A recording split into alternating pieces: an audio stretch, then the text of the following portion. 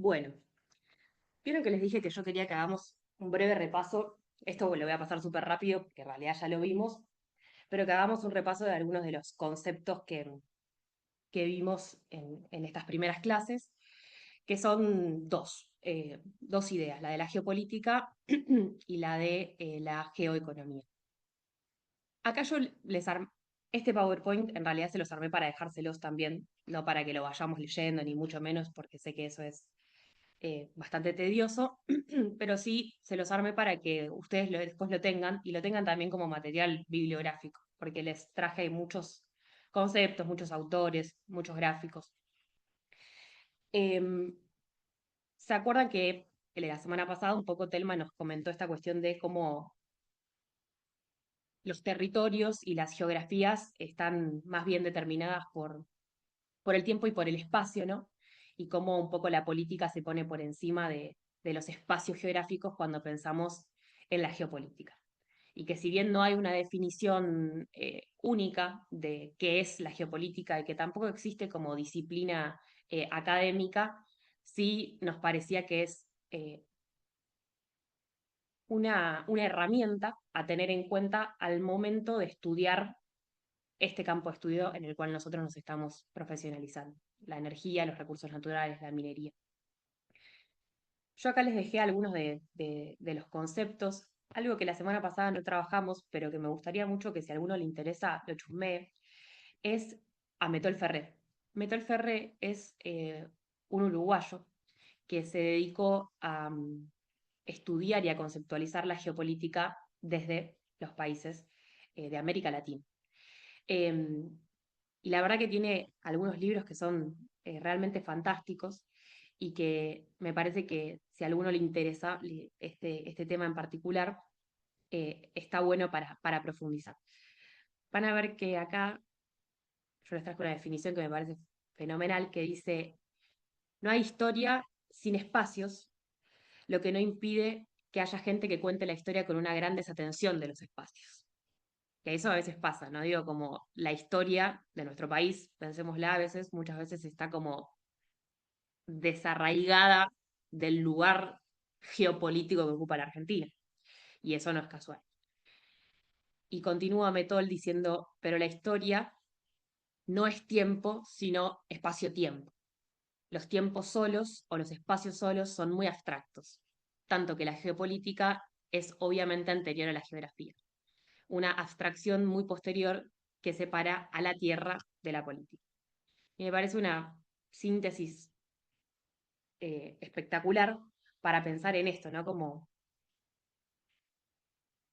yo quise traer alguna suerte de síntesis, como de un poco lo que surgió la semana pasada, y vieron que Telman nos decía no hay una definición única, pero tratar de armar una definición desde esta diplomatura o desde este espacio.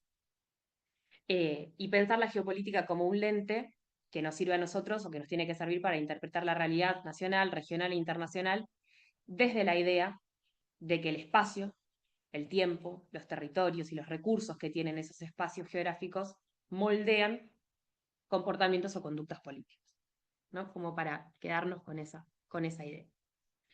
Y en la misma línea, la cuestión geoeconómica, que si bien Telma nos decía, bueno, es una derivación directa de la geoeconomía, de la geopolítica, a mí me parece interesante, acá yo les traje algunos parrafitos de algunos autores, sobre todo estadounidenses, son todos estadounidenses, porque nos van a ir acercando como un poco a lo que les quiero contar hoy, que es cómo piensan ellos en definitiva.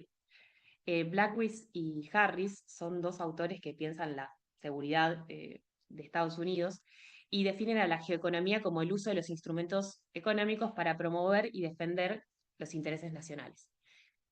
Y si ustedes lo leen, yo les voy a dejar un documentito que es súper cortito, van a ver que hablan de cómo, en definitiva, se reemplaza el uso de los instrumentos económicos, por ejemplo, los tratados de libre comercio, por ejemplo, las barreras arancelarias, por ejemplo, las cuestiones comerciales, para determinar o para influenciar comportamientos políticos en busca de los intereses nacionales, ¿no? Ellos están pensando desde su país. Eh, Ahí hay otro autor, que también habla de esto, ¿no? Como y dice el cambio de la innovación civil, o sea, en lugar de los avances militares, utilizar los instrumentos económicos.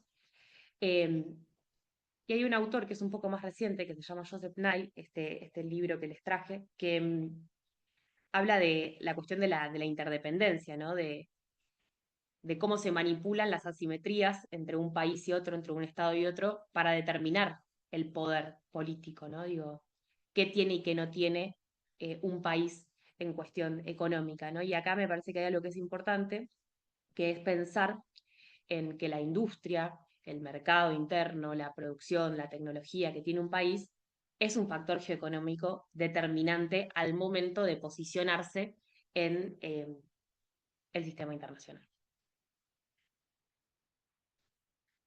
Y como ya tuvimos la materia, la clase en la que hablamos de mucho de geopolítica, me quiero como adentrar un poco más en algunos otros conceptos que tienen que ver con, sí, una disciplina, eh, que es la de las relaciones internacionales.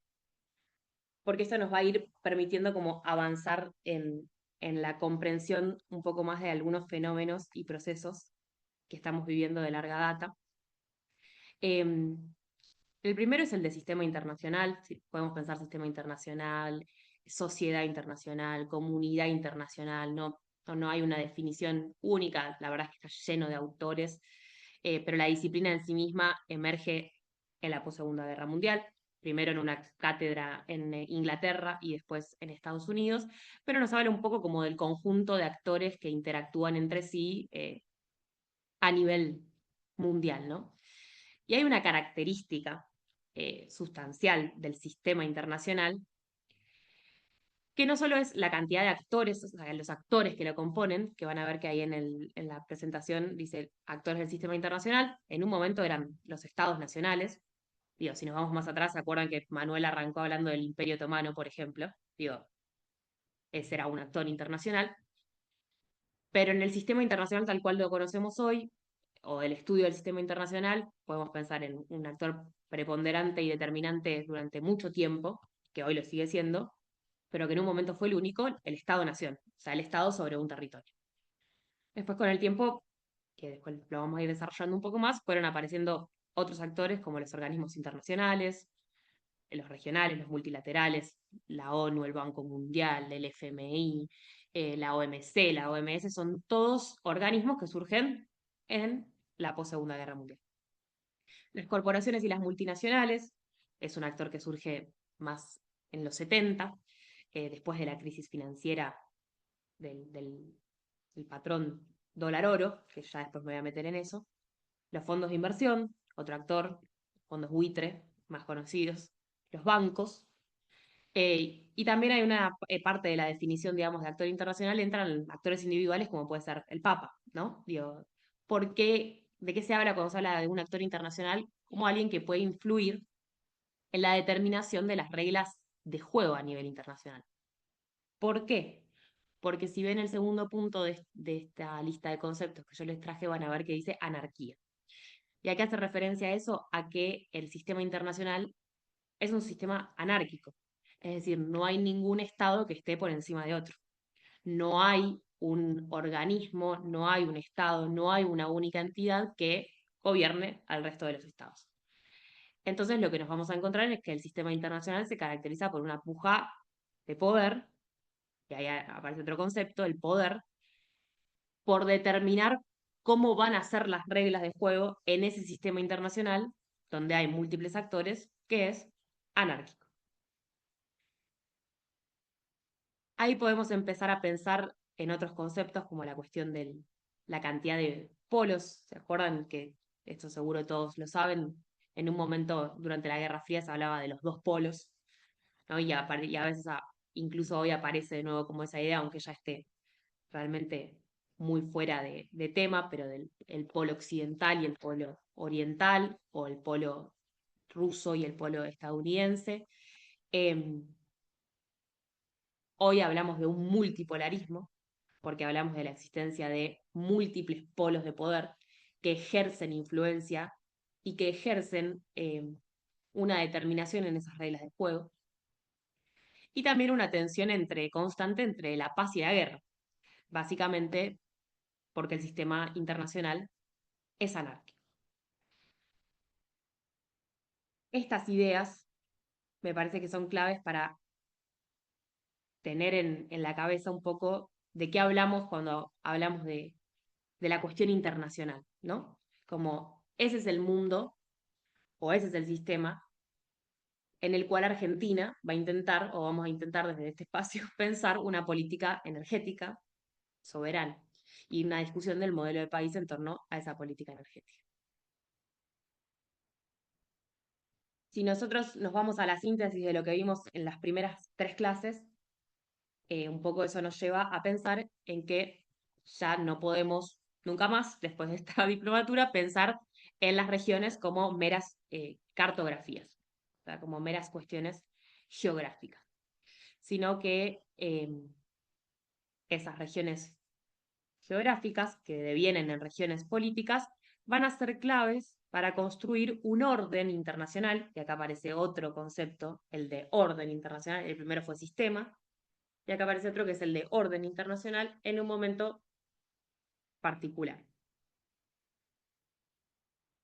¿Y de qué hablamos cuando hablamos de orden internacional? Bueno, ahí la semana pasada, creo, la anterior, un compañero de la diplomatura puso en el chat, me acuerdo, remitió a un autor que se llama Henry Kissinger, que capaz muchos lo conocen. Él tiene un libro que se llama El Orden Mundial, que yo también se los puse dentro de la bibliografía, y él en ese libro habla de que no existe una única definición de orden mundial porque eso está en constante tensión, porque tiene que ver con esta cuestión de que quién determina el orden y qué es el orden. Bueno, como las normas, las costumbres, las formas, y en eso es donde aparece la cuestión del poder.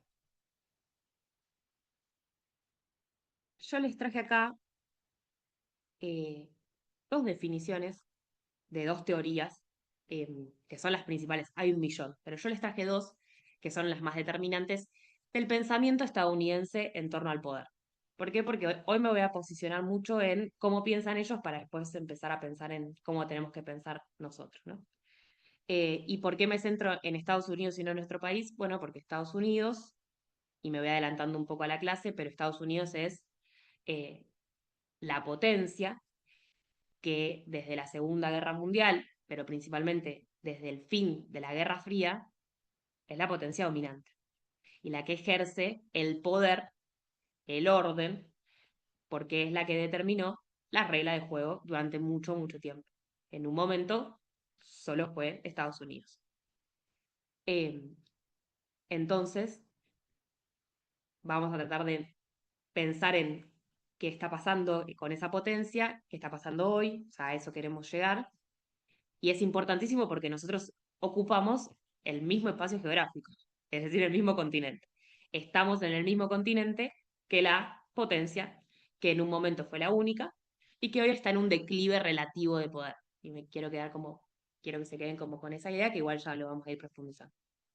Porque no es que lo perdió completamente, pero hay otros actores, como decíamos antes. Hay otros polos. Pero hay dos conceptos que me parece que son claves. Uno es el de la teoría realista, que, de un autor que se llama Hans Morgenthau, que es el que pensó la política exterior estadounidense en la plena guerra mundial, y que él habla del poder como la capacidad de influir, como una cuestión psicológica, y la capacidad de influir en la mente de los otros. Literalmente habla de eso, ¿no? Controlar las acciones mediante la influencia. Eh, y acá yo les traje este parrafito de una parte del libro que me parece fenomenal, porque dice, un poder ejercido en defensa propia o en nombre de las Naciones Unidas tiene más posibilidades de conseguir su propósito que otro poder equivalente ejercido por una nación agresora a los efectos de violar una ley internacional. Y esto nos va a remitir mucho a cómo se comporta Estados Unidos cuando crea sentido respecto a la democracia, respecto a la seguridad, respecto a las amenazas internacionales, a los enemigos, ¿no? Hay una cosa de crear sentido. ¿Por qué? Porque los teóricos estadounidenses creen que el poder es una cuestión psicológica, es la cuestión de ejercer influencia y lograr influenciar, no solo, ¿no? Porque ahora voy a ir un poco más, no es solo eso, pero sí es un punto muy importante. Y hay otra, esta corriente, el de esta teoría es de, como les decía, 1950, y después emerge el neorrealismo, que un poco que, como que dialoga con esa teoría. Em, y lo que, o sea, en el realismo la síntesis es, el poder es un fin en sí mismo, que es el de controlar las acciones de los otros. Y el neorrealismo va a decir, sí, pero también el poder, y acá el autor principal es Kenneth Waltz, que también yo se los voy a dejar si ustedes lo quieren chusmear, él va a decir, el poder no es un fin en sí mismo, sino un medio para conseguir y alcanzar la seguridad del Estado-Nación. Y ahí ya voy a otro concepto, que lo vamos a escuchar, que lo habrán escuchado 1000 veces, de la seguridad de Estados Unidos y de la seguridad en el sistema internacional, ¿no? En ese sistema internacional que es anárquico. Y dicen los realistas y los neorrealistas, respecto al equilibrio de poder, ¿qué pasa cuando otros estados tienen aspiraciones de poder? Cuando otras naciones tienen aspiraciones de poder. Bueno, llevan necesariamente a una tensión en el equilibrio de poder, que supone una cierta estabilidad, ¿no? Si hay un único actor que determina las reglas del juego y de repente hay otro que quiere decir, che, yo sobre esto tengo otra opinión, podemos pensar en China, y sobre esto vamos a profundizar, eso tensiona el equilibrio de poder existente. Entonces, lo que dicen los realistas y los no realistas es que si es perturbado ese equilibrio de poder, eh, el sistema tiene que llevar a sí mismo a volver al viejo equilibrio, ¿no? O sea, siempre en esta tensión de mantener el status quo del equilibrio existente, donde solo la potencia hegemónica, donde solo Estados Unidos es la que determina las reglas de juego. Estados Unidos es el principal país que eleva la seguridad nacional como condicionante de su política exterior. Entonces, estos conceptos son claves para entender el bagaje conceptual y teórico que hay atrás de muchas acciones políticas.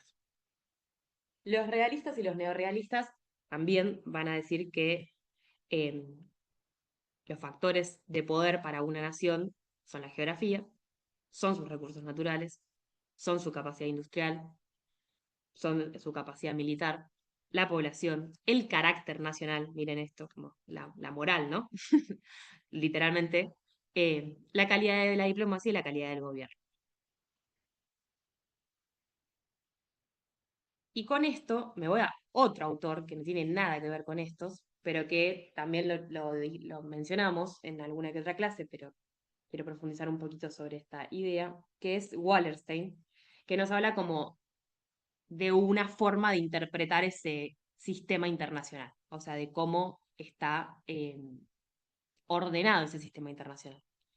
Y él nos dice que hay un centro donde están los países con capacidades industriales, con capacidades tecnológicas, con capacidades científicas, con una moneda fuerte, que hay una periferia, que es la que provee las materias primas sin agregado de valor, eh, y que hay una semiperiferia, que ese quizás es el concepto más, me parece interesante, sobre todo para pensarnos a nosotros mismos, que es el de la semiperiferia.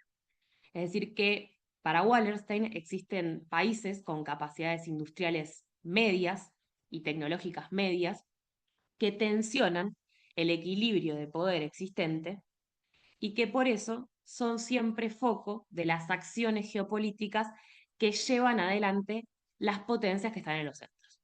Es decir, en este gráfico este dibujo que yo les hice, que no me dedico a las artes gráficas, pero quería que se expresar esto, si un país, a ver si puedo anotar, si un país de la semiperiferia quiere ir hacia el centro,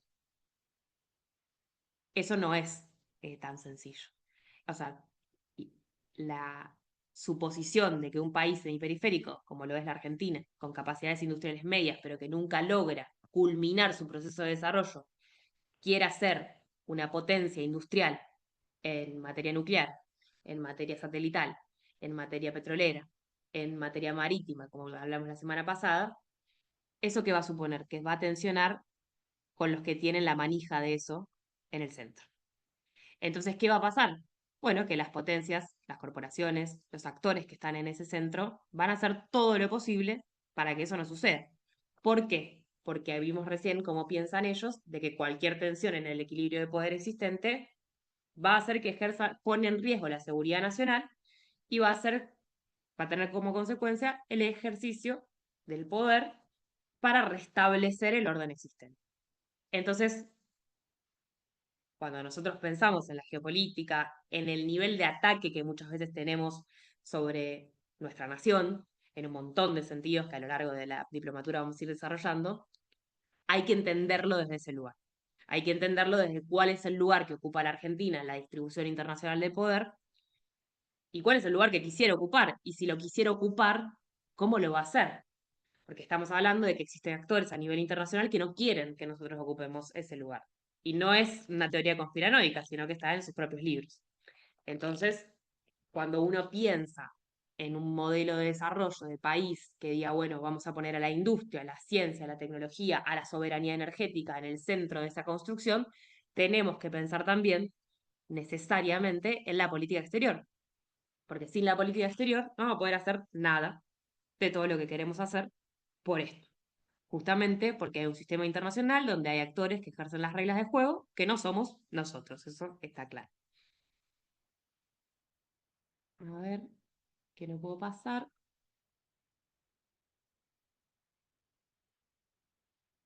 ¿Ustedes ven que cambia o no? No, ¿no? No, no cambia. No, no. No cambia, ¿no? Ahí va. No sé qué había tocado. Otra idea que quiero que empecemos como a tener también un poco en la cabeza como marco conceptual y teórico para pensar en los procesos y sobre todo en los puntos que vamos a ir como especificando en las próximas materias que ya son más sectoriales, hidrocarburos, sector eléctrico, renovables, nuclear, minería, etcétera, es en pensar en los ciclos largos y las ondas largas de dos autores, Kondratiev y Braudel, que hablan de que básicamente la historia del capitalismo se puede ordenar en ondas largas, en largos ciclos industriales y tecnológicos, donde un determinado recurso natural, un determinado patrón tecnológico, una determinada matriz energética y un determinado actor ordenó esos ciclos en un determinado momento. Estos autores dicen que vamos viviendo cuatro ciclos o ciclos largos o ondas largas. El primero, el de la máquina de vapor y la industria textil. Eh,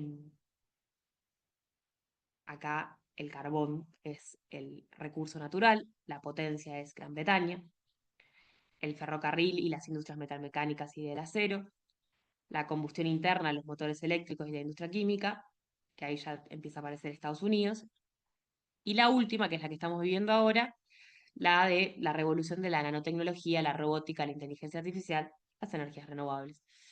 Eh,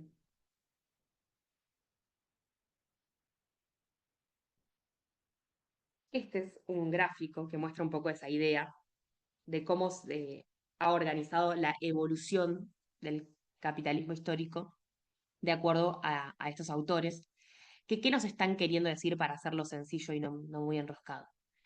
Que básicamente el orden internacional, que no es estático, sino que es cambiante, porque recordemos esto de que está determinado por los actores que ejercen influencia, está determinado también o se tiene que pensar en articulación con la tecnología, con los recursos naturales y con la matriz energética.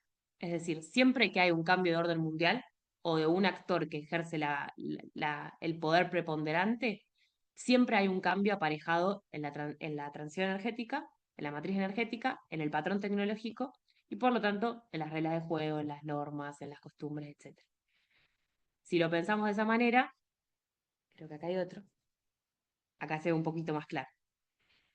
La primera revolución industrial se puede pensar en las revoluciones industriales, ¿no? Y ahora estaríamos viviendo esa cuarta revolución industrial, en la cual aparecen, bueno, las cosas que hoy vemos que ya son una realidad, como el otro día veía un video de unos robots en China jugando al fútbol, digo, eh, cuestiones que ya son una realidad y que justamente nos remiten un poco entonces a la idea de que hoy estamos atravesando un cambio de orden mundial. Y ahí me voy a acercar a eso. Pero antes quiero compartirles esta idea que me parece sustancial, que es la de dos autores. Uno se llama Schumpeter y otra que se llama Mónica Bruckmann, que es la primera que les dije, que les mencioné al principio, y que hablan de que estos ciclos y estas revoluciones económicas, tecnológicas, energéticas, no son porque sí, sino que tienen que ver con la propia evolución del capitalismo y como una forma que encuentra el sistema capitalista de seguir existiendo. Es decir, ellos hablan de la destrucción creadora, que como pensemos en ese concepto, la destrucción creadora como el impulso que tiene el sistema capitalista para crear todo el tiempo nuevos bienes de consumo, nuevos métodos de producción, de transporte, nuevos mercados, nuevas formas de organización industrial, eh, como forma de seguir existiendo, o sea, o sea, si uno piensa en qué es el capital, que es la generación, justamente, qué es el capitalismo, la generación de capital por el capital en sí mismo, eh, estos autores nos hablan de que hay un proceso en el cual el propio sistema capitalista está todo el tiempo destruyendo lo antiguo y creando nuevo para seguir generando riqueza, ¿no? Y seguir generando valor. Y que esas revoluciones industriales, tecnológicas y demás están vinculadas a ese proceso de innovación y destrucción. Acá hay una cita de Mónica que me parece muy sintética que dice, el mismo capitalismo es capaz de producir fuerzas colosales de creación e innovación y necesita destruir dramáticamente aquello que produce y la propia base natural en que produce para garantizar el proceso de acumulación. Esta cuestión nos coloca frente a otro dilema, que es la necesidad de pensar los ciclos de innovación científico-tecnológica y los ciclos económicos en relación a la transformación, apropiación y consumo de los recursos naturales. ¿Por qué?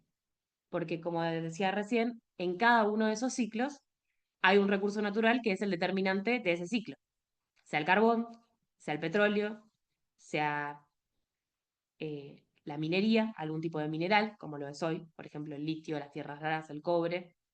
eh, y eso, cuando uno piensa en que todos esos recursos nosotros lo tenemos, nos posiciona en un lugar central, porque entonces estamos hablando de que hay un proceso sistémico mucho más fuerte que nosotros, en el cual los patrones productivos van a estar cambiando constantemente.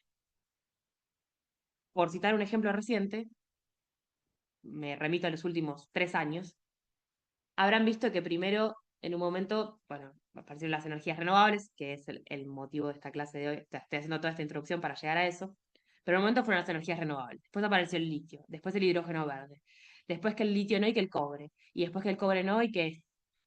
Y vieron que siempre después del GNL. Y vieron que siempre hay una cosa de como la ventana de oportunidad. Habrán leído en muchos medios de comunicación como la ventana de oportunidad que tiene la Argentina para boom, desarrollarse. Argentina tiene los recursos que el mundo necesita en este momento y en este lugar, tiene que adaptar su matriz productiva para abastecer al mundo de ese recurso y se tiene que apurar y hacerlo ya. Y para hacerlo ya, no tiene que poner barreras de protección, no tiene que cobrar regalías, no tiene que cobrar derechos de exportación, si puede tener un RIGI mejor. Entonces, cuando vemos esas noticias de los recursos naturales que aparecen en el mundo y que parece que nos van a salvar, mi intención es que empecemos a tener esto en la cabeza, que es que atrás de esto, lo que se esconde también, es que nosotros no desarrollemos nada en específico, sino que estemos todo el tiempo corriendo atrás de esos trenes que parece que se nos van, lo que el mundo necesita y no de lo que nosotros necesitamos. Que eso me parece que es lo que tenemos como que empezar a cambiar, que es cómo desarrollamos modelos productivos, energéticos e industriales, en el cual pongamos foco en lo que Argentina tiene y en lo que Argentina necesita, y no tanto en lo que el mundo necesita en un momento determinado, porque eso, como estamos viendo acá, va a cambiar constantemente. Entonces lo que nos termina sucediendo es que nosotros nunca nos logramos especializar en nada, y si alguno leyó el artículo que les pasé de la geopolítica de la tecnología de Diego Hurtado y uno que escribí yo hace un par de años que se llama Geopolítica de la ciencia y la tecnología, van a ver que la cuestión del conocimiento, del saber hacer, eh, de saber cómo se hacen las cosas en torno a la explotación de los recursos naturales, es por donde pasa el poder. Entonces, nosotros, ahí es donde está la gran disputa, que es o somos nos trasladamos a la periferia y somos un país que solo abastece de materias primas que el mundo va necesitando, o empezamos a pensar en cómo aprovechar lo que nosotros tenemos para nosotros mismos, para desarrollar modelos productivos que tengan que ver con la solución de nuestros problemas, no tanto siguiendo esos cantos de sirena muchas veces que nos prometen una salida rápida a nuestros problemas, ¿no? Eh, y acá me quiero meter en otro punto que es el de empezar a pensar a los recursos naturales como un factor de poder. Vieron que los yanquis, específicamente Hans Morgenthau, lo tenía como un punto importante, digamos, del poder de las naciones. ¿Y qué va a hacer lo que un recurso natural sea un factor de poder? Porque el litio hace un par de años no lo era, ¿no? O sea, tampoco lo era el gas y el petróleo, tampoco lo eran las tierras raras. Eso tiene que ver con el rol que cumplen en ese ciclo económico y tecnológico vigente. O sea, en esos ciclos de destrucción e innovación de los que nos hablan Schumpeter o Mónica. De sus usos, si es industrial, si es civil, si es militar, o sea, para qué se usa ese recurso. De si existe la tecnología para desarrollarlo a gran escala, ¿no? Porque ustedes saben que los recursos naturales están presentes en la Tierra geológicamente, pero después hay que desarrollar las tecnologías para explotarlos a gran escala o desarrollarlos a gran escala. Ahí es donde aparece la cuestión de la geopolítica de la tecnología. Ese artículo léanselo, que les va a servir mucho, porque es muy gráfico y muy explicativo. Entonces, si existen esas tecnologías para desarrollar esos recursos, y en este punto volvemos a lo que veníamos viendo, de si ese recurso, o sea, si el acceso a ese recurso modifica, mantiene o tensiona el equilibrio de poder existente. Bueno, la Argentina tiene litio, la Argentina tiene la segunda reserva de gas no convencional y la cuarta de petróleo no convencional, tiene tierras raras, tiene cobre, tiene uranio, tiene todos los minerales críticos, tiene potencial hidroeléctrico, tiene reservas de agua. em, es decir, que tenemos básicamente todos los recursos que tensionan el equilibrio de poder. Entonces ahí está un poco la cuestión de cómo hacemos para poder pensar en un modelo de desarrollo que en ese contexto nos permita a nosotros aprovecharlos soberanamente. Esto un poco para profundizar en esa misma línea, que es que el que hace a un recurso, o sea, pues un poco también para salir, a mí me interesa como que, vieron que muchas veces se habla como de los recursos naturales y como más desde el punto más blando, si se quiere, como de los bienes comunes, o que ahora les voy a contar algo de eso. Em, y la verdad es que no, digo, porque los recursos son factores de poder y hay que tratarlos como tales, para pensar desde el poder cómo protegerlos. ¿No? Porque si nos posicionamos desde un lugar de los bienes naturales comunes, de los common goods, que de hecho es un concepto en inglés, hay una idea de acceso abierto, ¿no? De que cualquiera puede venir y explotar. Y la verdad es que no. Entonces, hay que tratar de empezar a pensar a los recursos naturales como factores de poder en cada ciclo tecnológico, económico que vamos viviendo. Y acá, esto se los voy a contar, resulta que, me voy a ir un poco a esta primero. ¿Se acuerdan que recién les dije que Estados Unidos piensa su seguridad, piensa el poder como garantizarse la seguridad nacional? Bueno, y también piensa la seguridad nacional, a esto, no sé dónde lo dejé,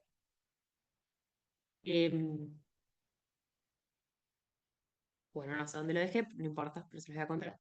También piensa a la seguridad nacional como parte del acceso a los recursos naturales que necesita Estados Unidos. Y resulta que todos los recursos naturales que Estados Unidos necesita para sus industrias, espacial, satelital, militar, nuclear, metalúrgica, del acero, de las aleaciones, la industria de la guerra, todos esos recursos están en nuestra región. Em, Este cuadro lo que muestra es el nivel de vulnerabilidad que tiene Estados Unidos respecto a cada recurso. La total vulnerabilidad es que no tiene nada y eso va bajando en relación a si tiene alguna reserva propia o si lo puede acceder de otros mercados. Y esto básicamente, este gráfico, que de hecho es de la agencia del Servicio Geológico de Estados Unidos, lo que muestra es el mineral y dónde está, y la necesidad que tiene Estados Unidos de acceder a ese mineral o a ese recurso natural. Entonces lo que vemos es que son prácticamente dependientes de todos los recursos que tenemos nosotros. Entonces, si nosotros pensamos que ellos consideran que la seguridad nacional y el poder está directamente relacionada al acceso a los recursos naturales, van a hacer todo para garantizarse el acceso a los recursos naturales, ¿no? ¿Cómo? Es la pregunta que hay que hacerse. Bueno, y ahí hay muchas formas que han ido cambiando y variando en el tiempo. Una es la militarización, que quizás es la más tradicional, o la que en un momento fue, sobre todo en los 70, la militarización a través de bases, que yo les traje un mapita de un libro que también les dejé de Telma Luzani, que habla justamente sobre los recursos naturales y la militarización de América Latina. Es un libro espectacular, que se lee súper rápido, además, eh, y que muestra un poco eso. Miren dónde nosotros tenemos una base militar, exactamente en las Islas Malvinas. ¿No? Y para entender un poco también la cuestión geográfica, las bases militares, si bien lo fueron más en un momento, siguen siendo una forma de garantización, de estar en el territorio, o sea, de la injerencia, ¿no? Los tratados de libre comercio es otra, recordarán la importancia del no al ALCA en el 2005. Eh, la construcción del sentido respecto al acceso abierto y los bienes comunes, que es lo que les decía recién. Bueno, los recursos naturales son de todo el mundo. Vieron que con la Antártida pasa un poco eso, que es como, es un bien de la naturaleza. De hecho, hay un tratado, me voy un poco de tema, pero hay un tratado antártico que en realidad está firmado por 6 países, todos potencias, que se distribuyen el equilibrio de poder literalmente sobre la administración de la Antártida, y que un poco a lo que se quiere llevar ahora es a que sea un bien de la naturaleza, básicamente para que cualquiera pueda ir, no solo estados, sino corporaciones multinacionales, fondos de inversión, fondos buitres, a explotar. Eh, Otra forma de garantizarse el acceso a los recursos es a través de la privatización del conocimiento, o sea, de todo lo que es las patentes.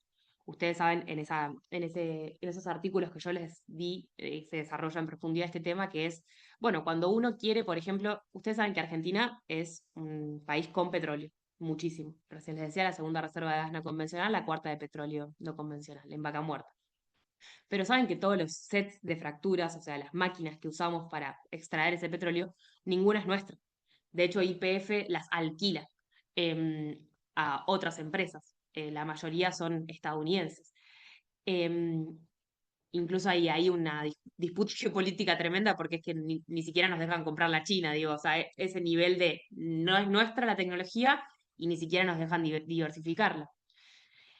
Si uno quiere, si un día nosotros de repente tenemos poder, pensamos en un país industrial y decimos, vamos a desarrollar con, no sé, fabricaciones militares, máquinas de fractura. ¿Cómo se hace? Y bueno, el que tiene la tecnología es este, bueno, y a ver, quiero saber, quiero que me dé el manual. Tenés que pagar. Eso pasa con todas las tecnologías. Entonces, la cuestión de la patente es una restricción al desarrollo tecnológico. Es que vos nunca aprendas a hacer eso que te da poder. Entonces el sistema de patentes, que es cada vez más refinado, eh, es también una cuestión de poder y de geopolítica. Y la otra es, la más conocida quizás, los préstamos y la asistencia financiera, más conocida para nosotros actualmente, condicionada a la administración de los recursos naturales. Acá hay muchos colegas de muchas provincias, muchos habrán conocido los préstamos del BID, que ellos te dicen en qué tenés que invertirlo, qué tenés que hacer y cómo lo tenés que usar. Eh, bueno, ni hablar del Fondo Monetario Internacional y del Banco Mundial, que ya nos iremos metiendo en eso. Acá, vieron que yo les decía recién por qué me concentro en Estados Unidos, les decía al principio, me, me voy a sumar dos ideas más, que es no solo que nosotros estamos en la misma región geográfica de la potencia eh, que piensa el acceso a los recursos naturales como parte de su seguridad nacional, o sea, es una política de seguridad, no de energética, ¿no? Es una política de seguridad, eh, y que eso nos posiciona como su zona geopolítica de influencia inmediata, que es la manera decorosa de, que en realidad como ellos nos llaman, que es el patio trasero, ¿no? Pero si nosotros lo pensamos académicamente, somos su zona, o políticamente, somos su zona de influencia geopolítica inmediata. Es decir, ellos proyectan su poder sobre nosotros.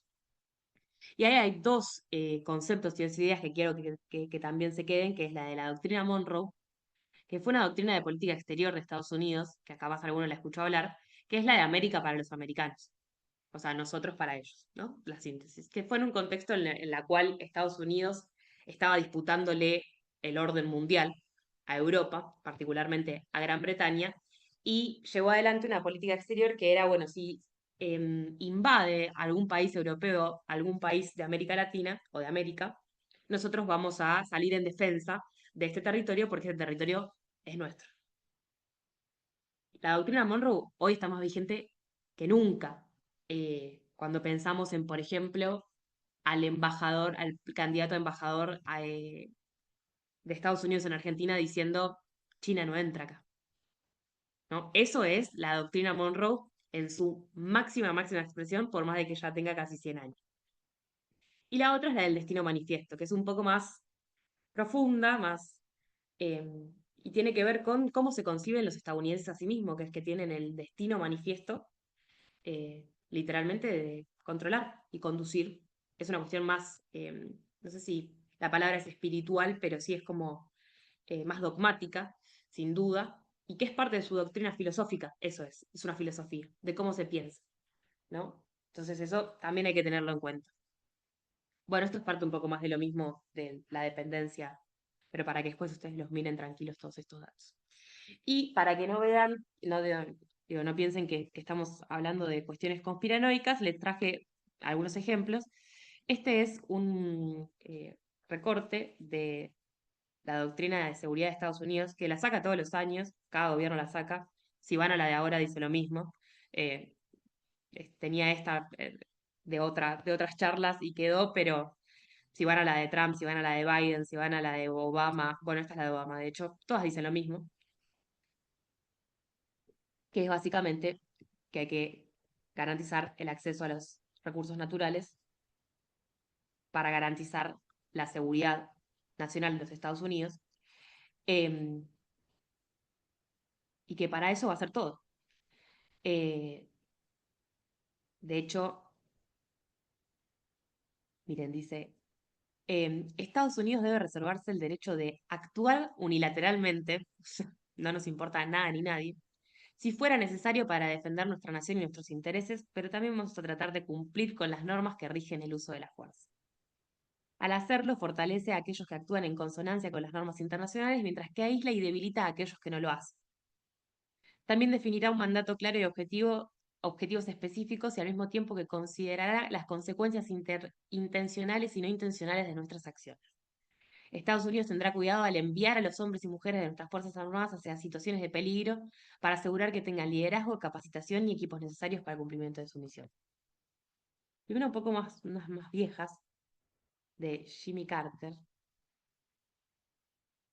expresidente, que decía en 1980, todo intento de controlar la región del Golfo Pérsico por parte de cualquier potencia extranjera será considerado como un ataque a los intereses vitales de los Estados Unidos y repelido mediante el empleo de todos los medios necesarios sin exceptuar la Fuerza Armada. Un subdirector, un funcionario de la CIA, unos años después, dice, debemos tener en cuenta que nuestra nación no estará segura mientras no lo esté el aprovisionamiento mundial de energía. Algunas. Podríamos hacer una recopilación larga de este tipo de cosas. Ah, acá estaba lo que les decía. Esto es lo que estaba buscando antes. Un poco desde cuando los Estados Unidos empiezan a considerar a los recursos naturales como eh, un factor de poder, y es sobre todo a partir de la crisis del petróleo, bueno, que Manuel nos contó en la primera clase, de la década del 70. Y ahí es donde empieza a rediseñar sus estrategias militares eh, en torno al abastecimiento de los recursos. Esto, a reposicionar sus fuerzas armadas, ahí aparecen las bases militares, bueno, los ejercicios militares conjuntos, que algunos de ustedes capaz lo escucharon hablar, de cómo en un momento nuestras fuerzas armadas iban y se formaban en Panamá con las fuerzas armadas estadounidenses. Eh, y esto, ¿no? Digo, cómo comprende que el acceso a los recursos es parte de su seguridad nacional cuando tiene un uso crítico, cuando es vulnerable, que vieron que veíamos que tiene un alto porcentaje de vulnerabilidad en casi todos los recursos, cuando el acceso a ese recurso le garantiza o no el liderazgo tecnológico, cuando tiene o no la capacidad de generar la propiedad intelectual y le garantiza el dominio energético, como decía el funcionario de la CIA. Y acá ya me adentro en otra parte de la clase, que es la de, con todos estos conceptos un poco más teóricos que vimos recién, empezar a tratar de entender el mundo en el que vivimos hoy. Em, Nosotros dijimos en un momento que todos los cambios de orden mundial van a estar aparejados o van a ir en paralelo a un cambio en la matriz energética, un cambio en el patrón tecnológico, un cambio en la moneda, un cambio en los patrones de financiamiento y en los recursos naturales que van apareciendo en esos momentos para garantizar esos cambios tecnológicos y energéticos. Y yo me voy a concentrar un poco en contarles lo más breve y sintéticamente posible el orden mundial en el que estamos hoy, partiendo de un axioma o de una idea, que es que hoy estamos con un orden mundial en crisis o en cambio o en transición. Un orden mundial que algún compañero la semana pasada, en una de estas clases, puso en el chat que era un orden mundial que había un viejo orden que no terminaba de morir y un nuevo orden que no terminaba de nacer. Esa es una idea que nosotros venimos desarrollando desde el observatorio hace un tiempo, que es un poco lo que nos está pasando hoy. Yo recién decía, Estados Unidos está en un declive relativo de poder, porque emergieron nuevas potencias como China, como Rusia, como Vietnam, como el sudeste asiático, como India, que tensionan ese lugar de poder que tuvo Estados Unidos. Bueno, ¿cuándo tuvo ese lugar unilateral de poder Estados Unidos? Bueno, sobre todo a partir de la caída del muro de Berlín, es decir, a partir de la Guerra Fría, del fin de la Guerra Fría. El orden mundial que hoy está en tensión es ese, es el que se construye después de la Guerra Fría, el de el neoliberalismo, el de la financiarización como eje del modelo de acumulación, eh, el de las élites y la aparición de los grupos económicos concentrados, de la deslocalización productiva, la aparición de las mega multinacionales por todo el mundo, de la salida, ¿no? De la aparición de un nuevo actor que es la corporación internacional que se sale de su propio estado y de repente está en otros estados, de la imposición de un patrón monetario vinculado al dólar, y de la excesiva concentración de la riqueza. Este modelo que nace entre el 89 y el 90, que capaz escucharon hablar del pensamiento único, de este autor que se llamaba Francis Fukuyama, que habló del fin de la historia, que el fin de la historia era, bueno, Estados Unidos ganó la Guerra Fría y este es el modelo o internacional, el orden internacional que va a existir, que es el de Estados Unidos es la potencia hegemónica y determina las normas y las reglas de juego. Las contradicciones o las tensiones generadas por este modelo ya empiezan a mostrar sus primeros resquebrajamientos en la década del 2000, o sea, literalmente 10 años después. Em, la mayoría de los países sudamericanos estaban endeudados, tienen crisis de deuda muy, muy complicadas. Bueno, acá nosotros vivimos el estallido del 2001, que es parte de ese proceso, ¿no? Para también ir entendiendo quizás nuestra propia historia en procesos más grandes. Em, entonces ya esos son los primeros como signos de agotamiento, si se quiere, de ese modelo, que después tiene una política mucho más violenta cuando aparece después el atentado de las Torres Gemelas, donde Estados Unidos redobla esa política de imposición de sus normas de juego y de sus reglas de juego y de sus valores y de sus formas, con una política exterior sumamente injerencista, eh, de búsqueda de enemigos del terrorismo y del narcotráfico como justificación para la intervención en cualquier país, em, pero que ese modelo, y me voy a concentrar no tanto en la cuestión militar, sino más en la cuestión económica, tiene un estallido, o sea, ese modelo, ese orden mundial se resquebraja, no sé si completamente, pero sí tiene una fuerte fisura con la crisis financiera del 2008, cuando quiebra Lehman Brothers, que era un fondo de inversión, básicamente, que se dedicaba a los negocios inmobiliarios y que es parte de esos actores, o sea, los fondos de inversión. El otro día yo le decía, cuando Manu daba la clase, yo le decía, explica qué es un fondo de inversión. Un fondo de inversión eh, son claramente personas que administran la riqueza de compañías, de multinacionales, de corporaciones, de estados. Em, por ejemplo, BlackRock, que capaz lo escucharon hablar, es el fondo de inversión más grande del mundo y administra dinero de todas las compañías, de Nike, de Adidas, de Apple, es accionista de YPF, de Total, de Shell, o sea, está en todos lados. Administra, ¿y por qué tienen poder? Porque tienen liquidez, eso tienen plata, muchísima plata. De hecho, BlackRock si pensamos como en PBI, viene la economía estadounidense, la economía china, BlackRock. O sea, imagínense la cantidad de dinero que administra un fondo de inversión. Bueno, pero para no irme mucho de tema, ese modelo, ese orden mundial que emerge con el fin de la Guerra Fría, entra en eclosión en el 2008 con esta crisis financiera que tiene, o sea, que sucede en el centro mismo, o sea, en el corazón financiero, sucede en Estados Unidos, no sucede acá, o sea, no es nuestra culpa, digamos, ¿no? Como siempre vieron que como que se nos echa la culpa de las crisis mundiales. No, sucede en Estados Unidos. Y ahí empiezan a suceder muchas cosas.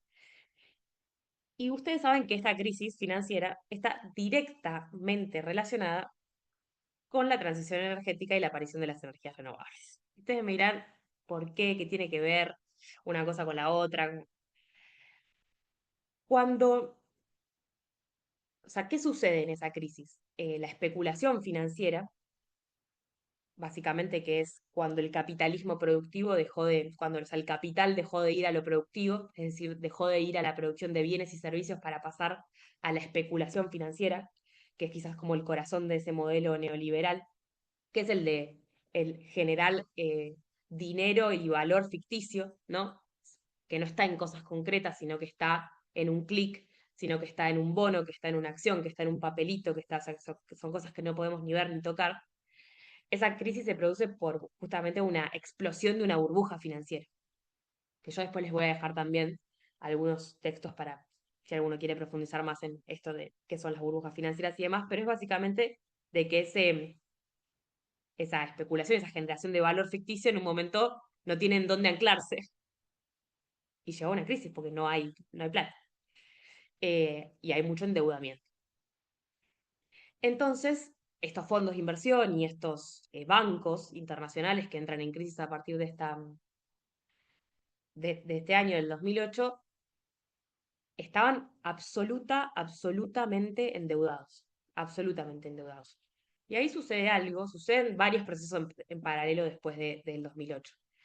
El primero es que, ¿quién es el actor que sale a salvar estos fondos de inversión y estos bancos? Los estados nacionales. O sea, se hace un salvataje donde los estados nacionales de las principales potencias ponen guita, ponen plata, eh, para que estos fondos y estos bancos se recuperen. Este es un gráfico que muestra el nivel de endeudamiento como en estos años, ¿no? Digo, del 95 al 2007 al 2019, o sea, el 2007 es el rosa antes del estallido de la crisis, y ustedes fíjense cómo aumenta desde el 95, sobre todo el sector no financiero, que es el que va a salir a justamente hacer este salvataje. Eh, Acá hay algunos datos para que después chusmeen, pero los incrementos de la deuda son de porcentajes, digo, por encima del 200%. Eh, entonces empezamos a ver a un mundo fuertemente endeudado, donde no solo el sector privado, los fondos de inversión, los bancos están absolutamente endeudados y eso es lo que lleva a la crisis, sino que los estados que salen a salvarlos se endeudan también. Voy a pasar un segundo sobre esto em, y después voy a volver a esta parte, porque en realidad me quiero ir a esto para terminar la idea, que es que los bancos, los estados nacionales salen a salvar a los fondos de inversión y a los bancos internacionales de la deuda que tenían. Y en ese contexto se hizo necesario crear nuevos mercados, nuevos bienes, nuevos servicios, nuevos negocios, donde colocar el dinero de ese salvataje y recuperarlo rápidamente. Es decir, donde agarrar esa plata, ponerla a hacer un negocio que tenga altísima rentabilidad y que esa plata que yo puse, que los estados pusieron y que después los bancos y los fondos van a poner, se recupere, ¿no? O sea, se duplique, tenga una ganancia extraordinaria en un corto tiempo. ¿Cuál fue el sector que se eligió para poner que los bancos y los fondos internacionales pongan la plata del salvataje de la crisis del 2008, de la crisis financiera del 2008? Las energías renovables. Es a partir del 2008 que emerge con mucha fuerza el discurso de la transición energética. Si bien desde 1990 había estado el protocolo de Kioto y distintas cuestiones en el marco de la ONU, el desarrollo masivo de estos mercados es una consecuencia directa de la crisis financiera del 2008. Acá se muestra en este primer gráfico, es de la Agencia Internacional de Energía, como a partir del 2008, acá se ve es esta, como completamente todas las energías renovables, como crece, ¿no? O sea, venían muy tranqui, y de repente a partir de ese año empiezan a crecer exponencialmente. Ay, cada vez que agarro esa lapicera después no puedo. Acá pasa, ahí va. Em, Acá lo mismo, acá se ve un poco más la cantidad de plata en miles de millones, o sea, en billones de dólares que se puso en las distintas tecnologías. El gráfico está a partir del 2013 porque no hay datos de antes, pero, o sea, va un poco a lo mismo. Esto igual es el crecimiento de la capacidad de generación renovable a partir o sea, de la generación eléctrica a partir de fuentes renovables, en este caso a partir del 2010. Miren el incremento. Esto es hacia dónde fue la inversión de los países. Ahí estamos nosotros, como verán, los amarillos, Sudamérica. Esto es la evolución de las patentes de las tecnologías renovables, que es lo que yo les decía antes, que es quien controla la tecnología y la patente controla eh, el poder, que realmente esto no lo tenemos nosotros. Y esto es cómo se financió ese desarrollo de las tecnologías renovables. Y ven que acá dice, uy, debt, y ven que acá está todo en ese color, es deuda. O sea que el desarrollo de las energías renovables estuvo aparejado eh, a la crisis financiera del 2008. ¿Por qué? Y acá hay unas, para que vean que no lo digo yo, em,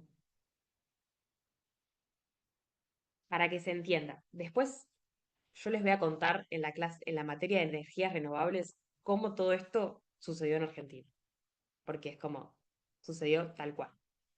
Em, Cómo se llevó adelante ese proceso en el marco de lo que estaba pasando en el sistema internacional.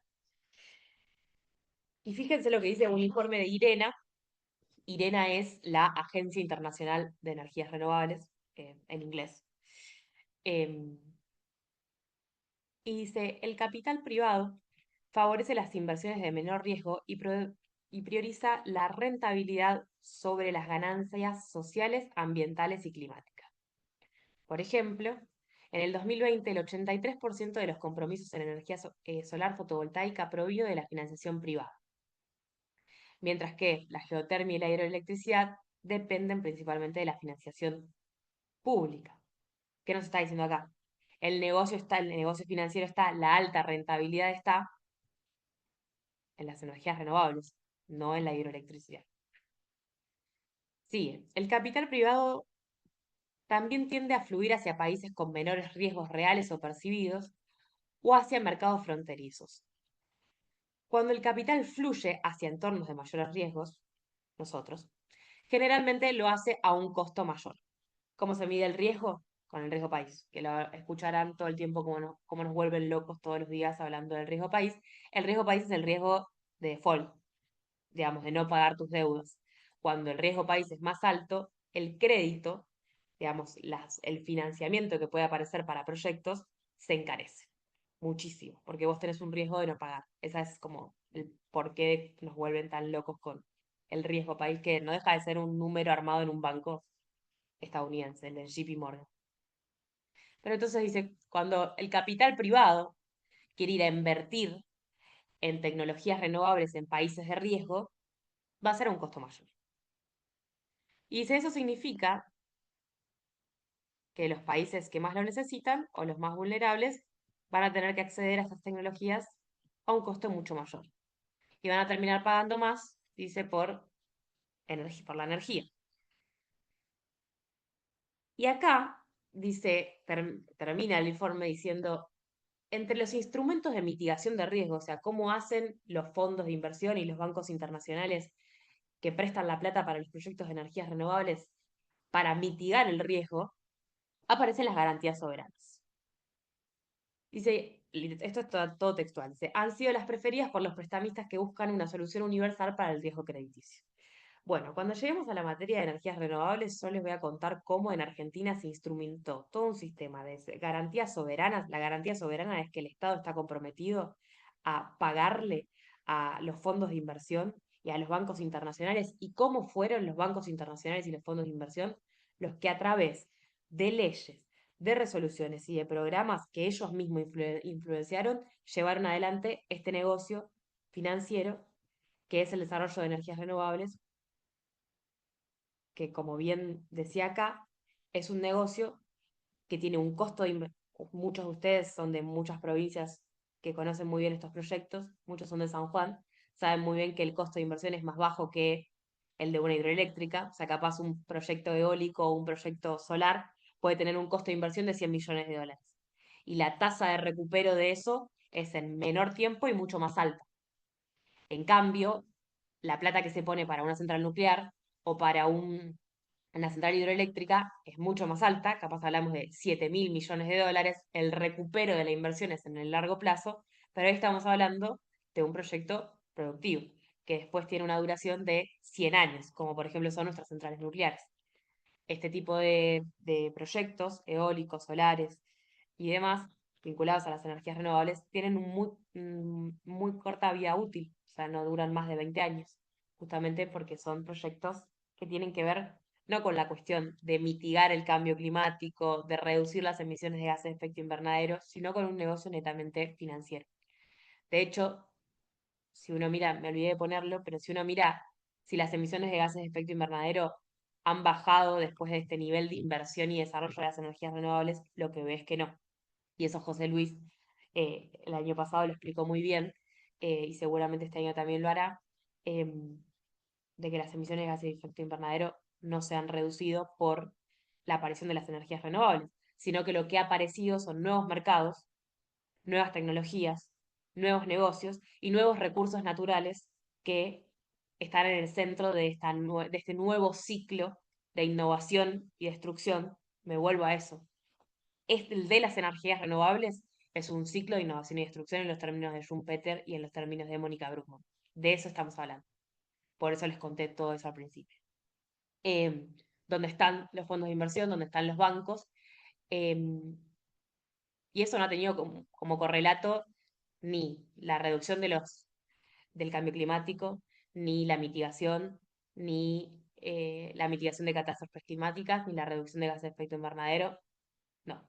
Lo único que ha tenido es que cuando uno va y mira quiénes son los principales inversionistas de este tipo de proyectos, bueno, ahí están los fondos buitres, están los bancos internacionales. Y acá me quiero ir como un segundo a entender bien lo que yo les dije, como, bueno, hay dos vías que se hablen a partir de la crisis financiera del 2008. Una es la aparición de la transición energética y el desarrollo masivo de energías renovables, que eso tiene un correlato directo en nuestro país, que ya lo vamos a ver en su momento. Y otro es un cambio de orden mundial. ¿Por qué? Porque a partir del 2008, la recuperación de esa economía no solo está aparejada a la plata que hacen el salvataje de los estados, que se pone, ¿no?, como financieramente en las energías renovables. Tenemos que pensar que a partir del 2008 se abren dos caminos. Uno financiero, vinculado a las energías renovables, donde los fondos de inversión y los bancos empiezan a poner plata para recuperarla rápidamente con proyectos de baja inversión y alta tasa de rentabilidad, y un proyecto geopolítico, eh, o productivo, de un capitalismo más productivo, donde el gran líder de ese proceso es China. Es decir, a partir del 2008 es que China reemerge como una potencia, que empieza a tensionar las reglas de juego, que empieza a definir las reglas de juego, eh, y que empieza a disputar el orden internacional que, como dije al principio, Estados Unidos era el país que determinaba unilateralmente eh, ese, esas reglas de juego. A partir del 2008 empiezan a aparecer bloques regionales, ya no solo está la ONU, ya no solo está el Banco Mundial, ya no solo está el FMI, como organismos, o la OTAN, como organismos dominados por las potencias occidentales con Estados Unidos a la cabeza, sino que aparecen los BRICS, sino que aparece el proyecto de la Ruta de la Seda en el 2013, eh, el ASEAN, que son todos como bloques de integración, en el sudeste asiático, en Asia. Entonces, a partir del 2008, lo que empieza a aparecer es que no hay un solo país, un único país, que defina las reglas de juego. Entonces, esa fecha es clave para entender en dónde estamos hoy. ¿Por qué? Porque si nos vamos al principio de la clase, donde yo decía que, según la propia concepción de los estadounidenses, cualquier intento de modificar el equilibrio de poder va a tener como eh, acción inmediata una búsqueda de volver a ese status quo, bueno, hay que pensar en lo que está pasando hoy y en lo que está haciendo, porque Estados Unidos no va a querer perder su lugar de poder. Entonces, todas las acciones que ejecuta en materia de política exterior tienen que ver con buscar volver a tener esa posición dominante que tuvo. Por eso esa guerra comercial, tecnológica, geopolítica, militar, con China, con Rusia. Y lo que empieza a aparecer también es que a partir del 2008, el mundo cambia en un montón de sentidos. Ya les dije dos de los más importantes, pero por ejemplo esto, si el neoliberalismo estaba basado, o sea, el neoliberalismo con Estados Unidos a la cabeza estaba basado en el libre cambio, el comercio libre, la deslocalización, McDonald's por todos lados, Adidas por todos lados, que pum que pam, eh, la imposición de que nosotros no tenemos que poner barreras al comercio y tenemos que comerciar libremente con Estados Unidos, y etcétera, etcétera. Bueno, a partir del 2008 eso cambia y empieza a aparecer que los países y las potencias o las potencias medias empiezan a poner barreras al comercio. Si empiezan una barrera al comercio es las retenciones, ¿no? Los derechos de exportación, por decirlo correctamente. La protección a la industria, a lo propio. Eso empieza a aparecer en el 2008. Este es un gráfico del Fondo Monetario Internacional, por eso está en inglés, que básicamente lo que muestra es el crecimiento de las barreras arancelarias a partir del 2008. O sea, fíjense cómo el libre cambio y el libre comercio y que qué sé yo, no es lo que rige el mundo. Lo mismo cuando uno mira esto.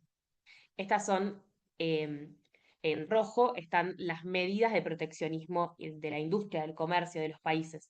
Y como en verde y punteadito, las medidas de libre comercio. Bueno, el gráfico es extremadamente explícito en eso. ¿Por qué les traigo esto? Porque cuando uno piensa las acciones que ejecuta hoy el presidente que tenemos en la Argentina, con un nivel de dogmatismo donde se alinea a la potencia en declino, busca imponer el libre comercio, la libertad de comerciar, el RIGI, que venga cualquier empresa y explote nuestros recursos sin ningún tipo de protección a lo propio, regalándoselos incluso, subsidiándolos incluso. Uno ve que eso va absolutamente en contra de lo que está pasando en el mundo.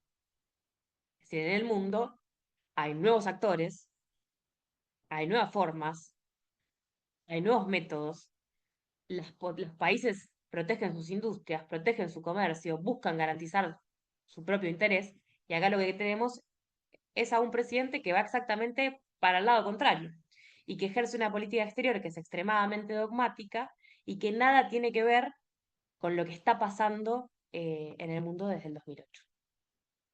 Esto es para que lo lean y lo chusmen.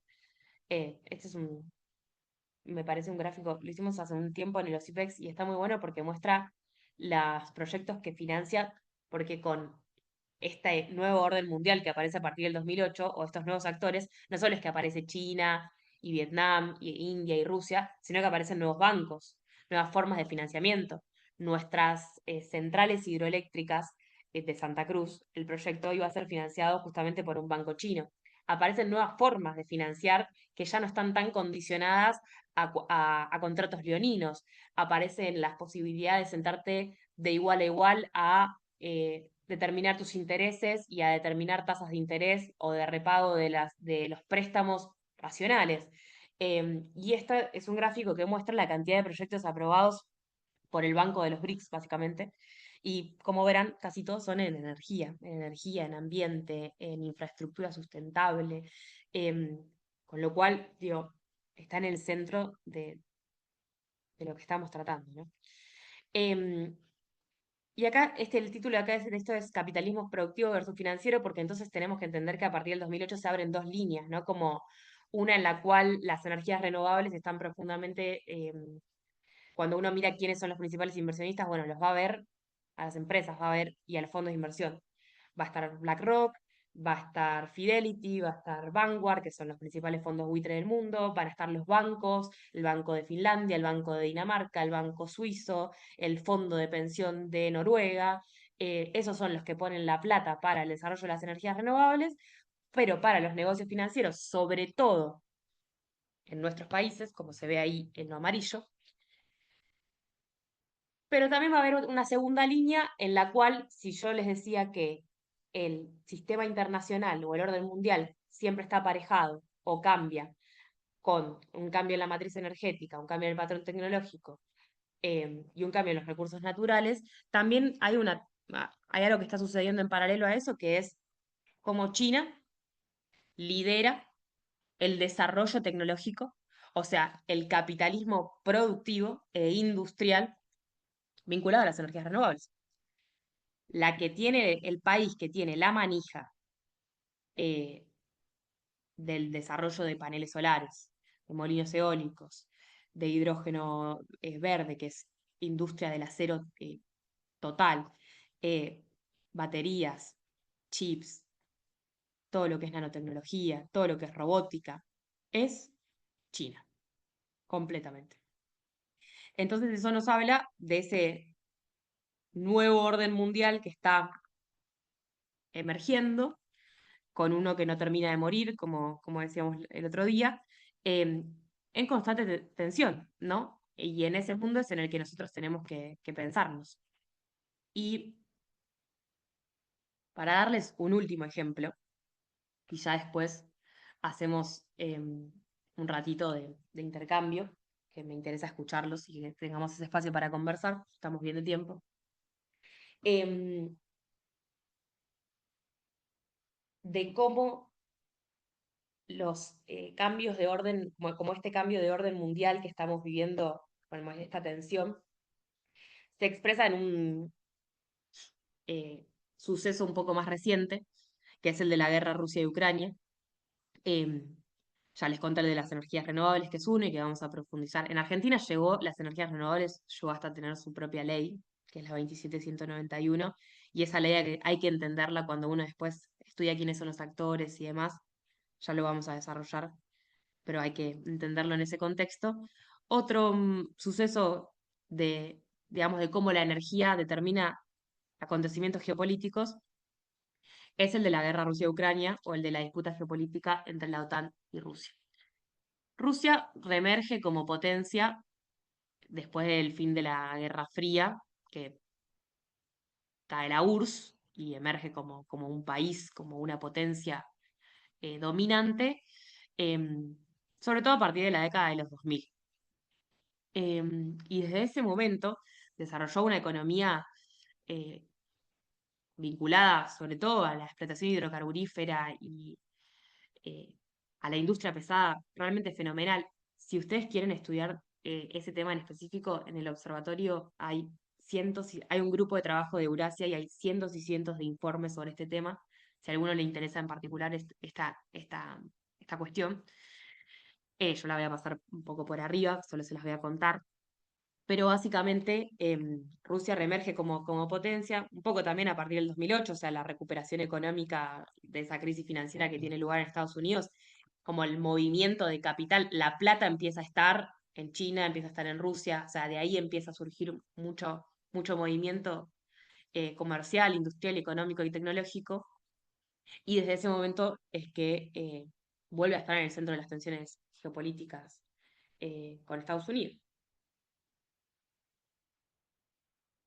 Y el origen de este conflicto, lejos de ser reciente, tiene que ver justamente con ese orden mundial que está en tensión desde hace muchísimo tiempo y con ese cambio de orden mundial o con digamos, ese resquebrajamiento que vemos sobre todo a partir del 2008. ¿Y por qué yo digo que este conflicto tiene una raíz, tiene causas históricas, tiene causas sociológicas? Ucrania está en el centro, literalmente, de la vinculación de Rusia con Europa. Es un ex país perteneciente a la Unión Soviética.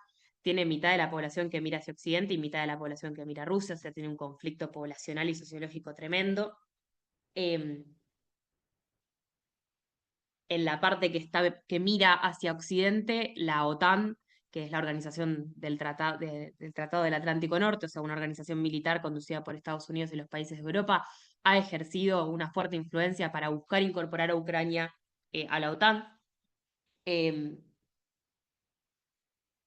Estados Unidos hizo pivote, ¿no? Como en esa debilidad de ese país para justamente como permear los intereses geopolíticos de Rusia.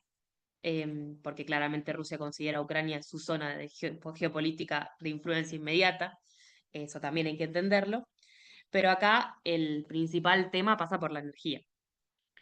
Eh, porque Rusia es el principal, o era, el principal país que abastecía a Europa de gas a través de gasoductos, como se muestra en este mapa, que como verán es toda una red de gasoductos impresionante que conectaba a Rusia con los países de Europa, y que cuando en la notita que yo les di, en el informe que yo les di, van a ver los datos, la dependencia era altísima, o sea, todos los países dependían del gas de Rusia por encima del 50%, o sea, como una dependencia importante, porque Europa no tiene sus reservas, eh, Rusia sí, se las vendía por gasoducto.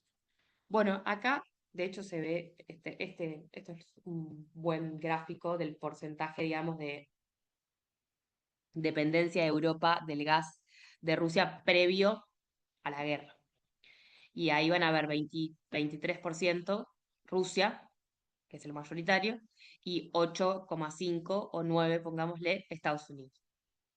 Bueno, para contarles el spoiler de esta trama, es que lo que se buscó con toda esta guerra y con esta cuestión militar fue cambiar esta ecuación. Que este 22 y este 8 cambien completamente. ¿Por qué? Porque ahí aparece el mágico GNL, que es el gas natural licuado.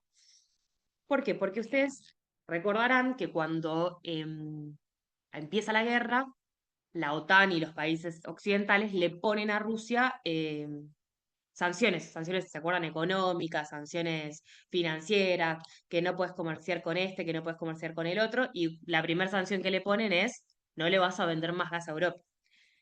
Recordarán también que raramente le vuelan el Mainstream, que era el Nord Stream, perdón, que era uno de los gasoductos que estaba en construcción desde Rusia hasta Alemania, que mágicamente explota, literalmente. Pero mágicamente no, ahí en el informe que yo les pasé está detallado, habían estado haciendo previamente los estadounidenses ejercicios militares en la zona. Entonces, la primera sanción, más allá de las financieras, de las bancarias, etcétera, es no le vendés más gas a Europa. Muy bien. Si Europa depende en su totalidad del gas de Rusia, la pregunta que hay que hacerse es, ¿quién le va a vender gas a Europa a partir de ahora? Bueno, ahí es donde aparece el GNL. ¿Qué es el GNL? Es gas en estado líquido, que en lugar de transportarse por gasoducto, o sea, por los tubos en formato gaseoso, por los tubos que van por la Tierra, se transforma en un líquido, pasando por un proceso de refrigeración, se pone arriba de un barco y se lleva. Eso es el GNL. Es gas en otro estado químico y físico. Em, y ahí es donde aparece el boom del GNL, que igual el GNL o sea, desde los 80 que se desarrolla, pero es donde, bueno, si no te lo puede dar Rusia, porque nosotros le pusimos una sanción, te lo voy a dar yo Estados Unidos. Acá se ve en este gráfico, que es un gráfico de la Agencia Internacional de Energía de Estados Unidos, em, la licuefacción de gas, de gas natural licuado en los meses de la guerra. Y ahí ven esos picos em, amarillos y rojos. Son el momento, ¿se acuerdan que es ese año, digamos? Principios del 22. Em, este gráfico, también de la Agencia Internacional de Energía de Estados Unidos, muestra ese cambio que yo les decía de cambiar la ecuación. Y se ve acá muy claramente cómo Estados Unidos, que es el rojo, empieza a ser el proveedor de gas, en este caso gas natural licuado de Europa. Fíjense cómo se incrementa, o sea, la brutalidad. Bueno, ¿cómo lo hace? A través de las em, terminales de licuefacción, que son como las en los puertos, que bueno, ya acá lo trataremos cuando hablemos de GNE en la materia de hidrocarburos, pero habrán escuchado hablar del proyecto de GNL de YPF, de Petronas, que estuvo muy en agenda este último tiempo. Bueno, básicamente Estados Unidos le garantizó la construcción de terminales de liquefacción en toda Europa para que el gas de Estados Unidos llegue a Europa. Y esto es lo que termina sucediendo, porque no solo es que acá se buscó correr a Rusia del mapa geopolítico energético como proveedor del gas, del principal recurso energético para Europa, sino que también se buscó debilitar a Europa. Este gráfico es del Fondo Monetario Internacional y muestra los términos de intercambio, o sea, la relación comercial, por decirlo más sencillamente, de Europa con Estados Unidos. Y acá se los voy a marcar para que se entienda. Lo que vemos es en azul, esto es Estados Unidos. Y ven que acá dice invasión rusa a Ucrania. Bueno, y esto que cae así es Europa. Esta es la relación de los términos de intercambio, o sea, de la relación comercial que empieza a tener Europa con Estados Unidos después de la guerra Rusia-Ucrania. Es decir, empieza a ser dependiente completamente de Estados Unidos. Y ahí, para vincularlo un poco con el otro tema que estábamos hablando, recordarán ustedes que cuando estaba el boom de la transición energética en el 2015, ¿quién era el país? ¿Cuál era el país? Que era el paradigma de la transición energética, que decía que iba a cerrar centrales nucleares, que decía que literalmente tiene un partido político que es el Partido Verde. eh, Recordarán a Alemania. Alemania, sí. Bueno, exactamente. Alemania, en el año de la guerra, tuvo que quemar carbón. Eh, Literalmente incrementó la producción de carbón en un 30% en ese año, en el 2022, y todo el cuento de que iban a cerrar centrales nucleares y demás, lo tuvo un poco que guardar, porque el nivel de dependencia que le generó esta guerra de la energía fue realmente brutal, llevando hoy Alemania, no lo puse acá, pero después se los muestro en otra clase, Alemania tiene el costo de la energía más alto del mundo, literalmente, el más alto del mundo. Está como en 160 megas, en $160 cada mega, o sea, una realmente brutalidad. Em, Antes de terminar, acá, para como cerrar un poco la idea, lo que les quería mostrar era esto, porque en Ucrania la guerra y quienes están haciendo un poco los beneficiarios, no solo es Estados Unidos con toda esta cuestión del gas, sino también los fondos de inversión, principalmente BlackRock y el Fondo Monetario Internacional. El Fondo Monetario Internacional le prestó muchísima plata a Ucrania, igual que a nosotros, y obviamente, igual que a nosotros, le condiciona la política económica, la política monetaria, la política fiscal, la política tributaria, la política energética, em, y a la vez, como Ucrania terminó siendo literalmente una región de combate, o sea, de guerra tradicional, donde todo el financiamiento de ese armamento que no se lo puede garantizar a sí mismo, se lo financió Estados Unidos, la moneda de cambio de eso fue que ahora que eh, ustedes lo vieron cuando Trump le pegó esa paseada a Zelensky hace muy poquito, que básicamente ahí está la muestra más clara de que Biden representaba los intereses de los fondos de inversión y que Trump no. Y eso hay que tenerlo muy en claro, ni de los fondos buitres. De hecho, por eso Biden tenía una política de transición energética y de ecologismo y de revolución verde, que Trump ahora dice, yo quiero energía barata para la industria estadounidense. Ahí, que nada, otro día podemos hablar de la cuestión estadounidense y energética y de los fondos de inversión, pero eso es clave para entender esto también, porque ahora em, en Ucrania, el Fondo Monetario Internacional, ahora ya terminó y abrimos la charla.